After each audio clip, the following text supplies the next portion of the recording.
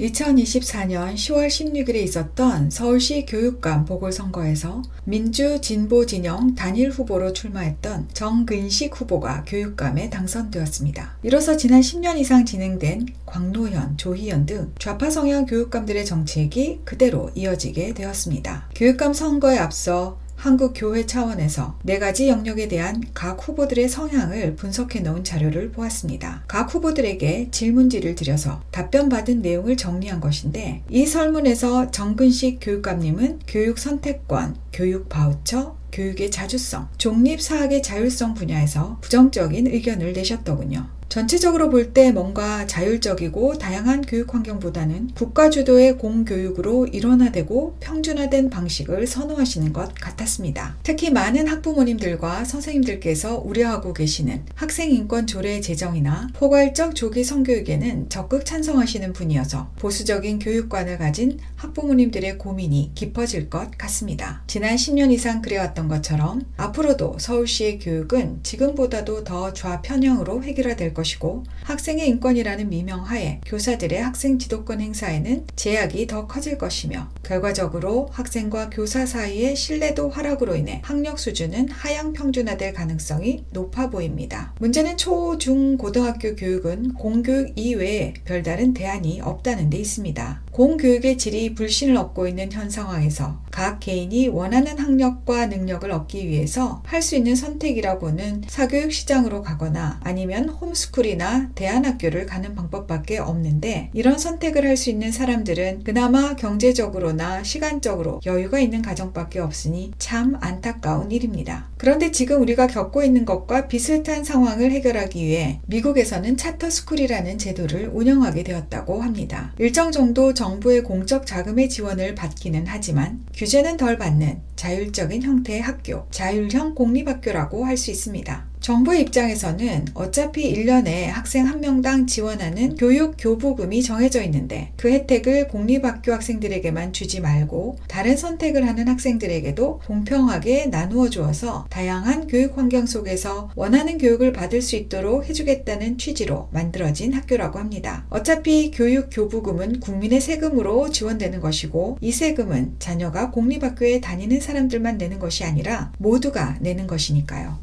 1992년부터 시작된 차터스쿨은 현재 미국 전역에서 인기를 얻고 있습니다. 차터스쿨은 공립학교에서 제공하는 교육의 질과 교원 노조의 횡포에 실망했지만 비싼 기숙형 사립학교나 홈스쿨을 할 수 없는 학생들이 선호하는 학교가 되었고, 가난하지만 똑똑한 학생들의 성취도가 매우 높게 나오고 있어서 미국 사회의 불평등을 개선하는 데 많은 기여를 하고 있다고 알려져 있습니다. 만약 우리나라 학부모들에게도 경제적인 부담은 덜 하면서도 일반 학교 교육보다는 수준이 높은 교육 서비스를 받을 수 있는 학교를 선택할 수 있는 기회가 주어진다면 매우 반가운 대안이 될 것입니다. 자유민주주의 국가에서의 교육은 국가의 뜻과 의지도 중요하지만 학부모와 학생들의 자율성과 선택권도 중요합니다. 어쩌면 교육 서비스를 받는 주체인 개인의 생각이 더 중요할지도 모르겠습니다. 그런데 이번에 서울 시민들께서 교육의 자율성과 선택권에 대해서는 부정적이라는 답변을 하신 교육감을 뽑으셨으니 앞으로 공교육 이외에 다른 선택을 할 수 있는 가능성이 없어져 버린 것 같아